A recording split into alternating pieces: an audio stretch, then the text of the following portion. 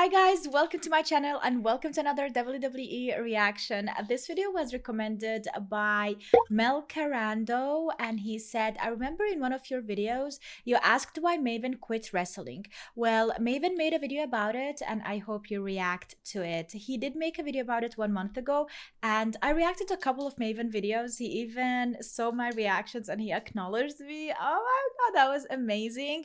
But I always wondered why he quit wrestling and he made a video 1 month ago. So let's go and check it out together and figure out why did he quit, because like I think he was a good wrestler and I think he still got it, you know, just a bit more training. Let's go. July 5th, 2005 would be a date that would change the course of my life forever. That was the date the WWE released me from my contract, leading to me feeling bitter and quitting the wrestling industry.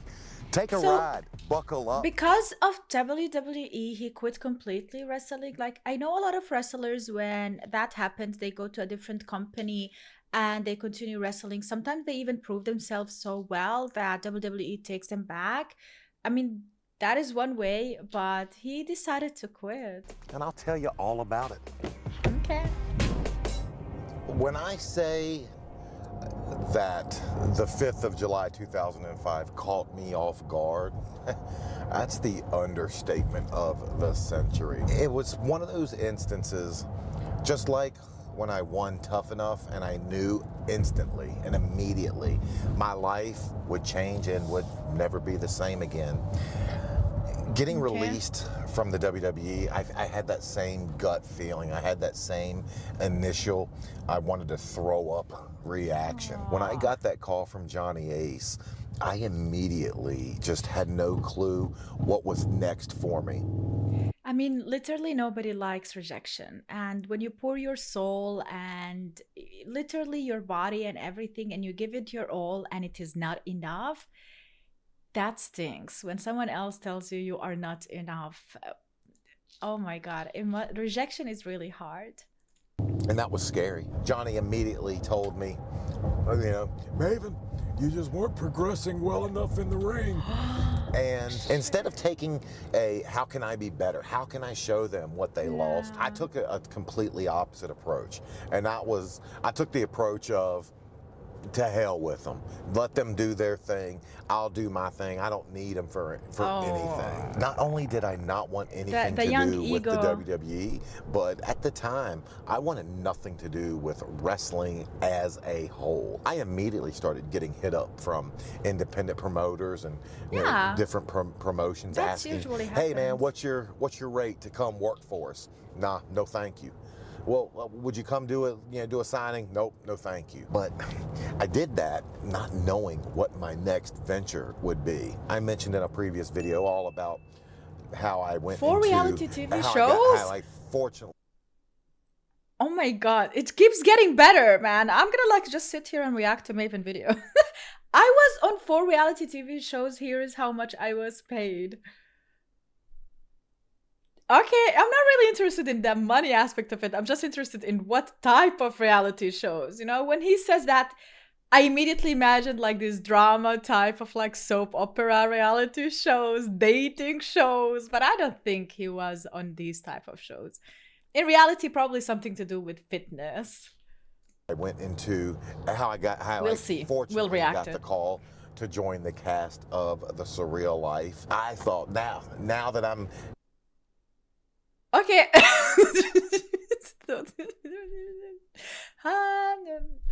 Yeah, I was right. Now that I'm going off to Hollywood to film this show, I won't have to wrestle What is again. that? I'm glad.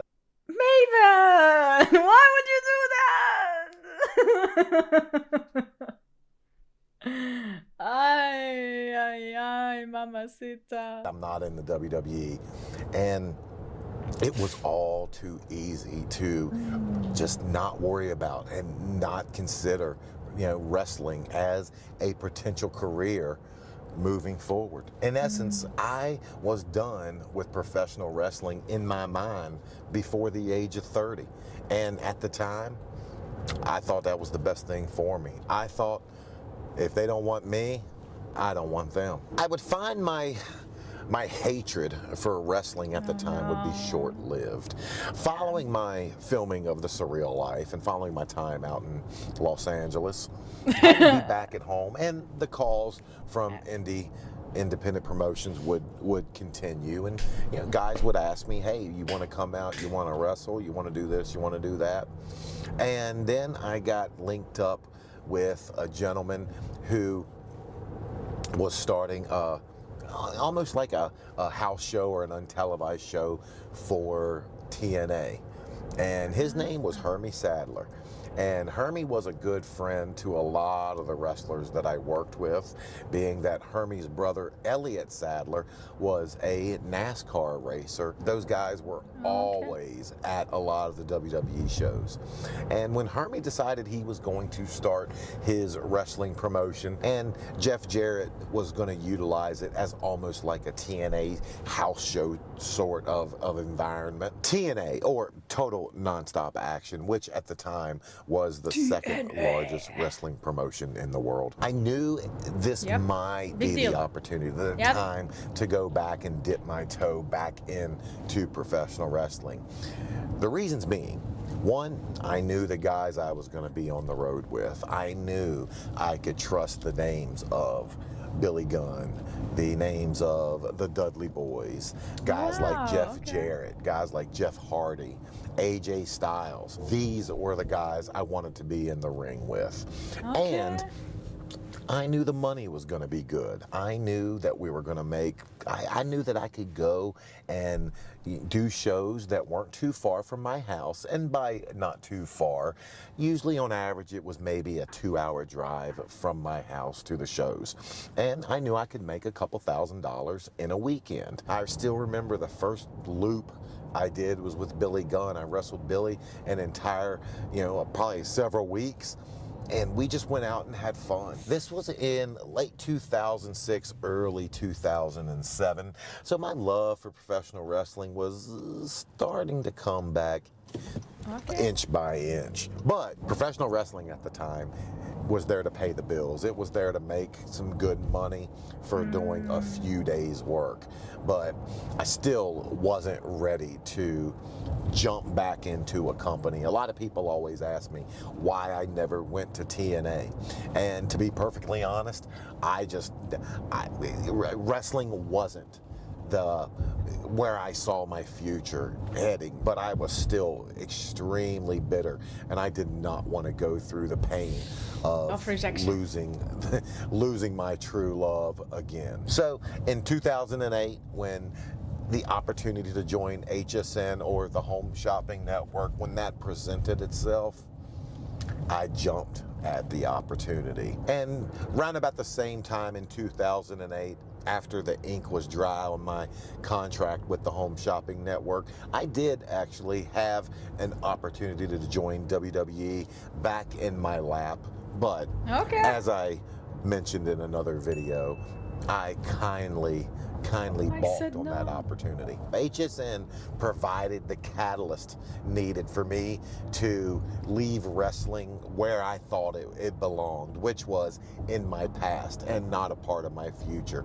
I truly believed HSN was going to be where I probably spent the remainder of my career. And the day I loaded my truck up and moved down to Tampa, Florida, I didn't even take my wrestling gear with me. That's how done I was with wrestling. That's how sure I was never going to lace my boots up ever again. Once my career into HSN began, I saw the more I would think about wrestling and the more I would think about my time in the WWE, it would diminish, in month after month. But that still wouldn't stop people from bringing it up. In fact, my very first airing on HSN, one of my co-hosts brought out my actual wrestling action figure on air. To this day, I've only had one person ever recognize me from my time on HSN. Whereas if anybody recognizes me, it's from my time in wrestling, not on HSN. During my time in Tampa, I would find myself starting to engage and allow myself to think about the possibilities of going back. And that would be Wonderful. due to its simple geographical location. In St. Pete, where I lived, there was a bridge, and across that bridge was Tampa. And from my house, a short 20 to 25 minute drive into Tampa, you would hit an avenue called Dale Mabry. And on Dale Mabry Avenue was FCW, Florida Championship Wrestling. And at the time, FCW was the WWE's new developmental territory. That is where I ran into Pat Patterson. And Pat told me something that still kind of haunts me to this day. When Pat asked me if I ever thought about going back, I told him not at the time, not at the moment, because I have a career, that I have a job, and I need to make money.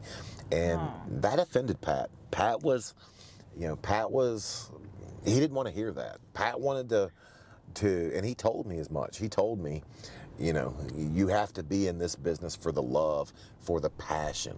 And I understand Pat, but what Pat doesn't understand is people actually need to make money and eat, and survive. And Pat is the kind of guy who wants to see the passion in wrestlers, and he wants to see them committed to that job and the work, besides the money aspect, like the money should not be the reason they do it. But they don't understand that we live in such a world where money is the most important thing to survive, unfortunately. And even if you have passion and love towards something, it cannot literally be everything you do. Maybe you can devote some time to it after hours or whatever, but really you have to focus on also earning money. And especially if you have a family, that you have to take care of, then that's hard. But yeah, I understand both perspectives here. not for the money. And you know what? He's not wrong. I think what Pat was in essence telling me was there's a limited time that you have to do the wrestling business as a competitor. And if you don't do it when that time is in your grasp, one day you're going to lose it. And I didn't understand that at 30. I do understand it now. In 2012, another job would come to an abrupt end, and I've actually done a video all about my arrest and what led me to having to leave.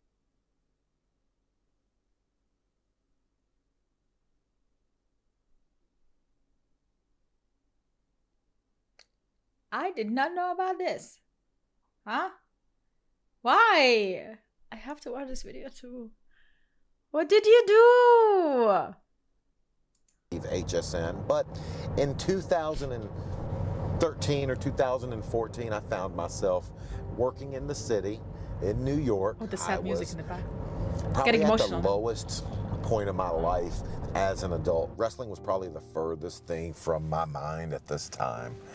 I hated when people, I hated people even recognizing me on the street. People would ask me, "Are you that wrestling? You that wrestler?" Man, it was hard to say yes sometimes. And therefore, at that point, wrestling was as far removed from my mind as possible. I feel like it's a denial kind of thing. Because if you were fine with it, that it's something in the past that you dwelled with and you don't care about it, then it wouldn't really bother you when people would mention it. But the fact that it bothered you, it means that you still cared, but you didn't want to admit it to yourself. Until a fateful night, my mind as possible. Until a fateful night. And by fate, by chance, Matt Cardona and Brian Myers would find their way into the bar I was actually working as a bouncer in this bar. Okay.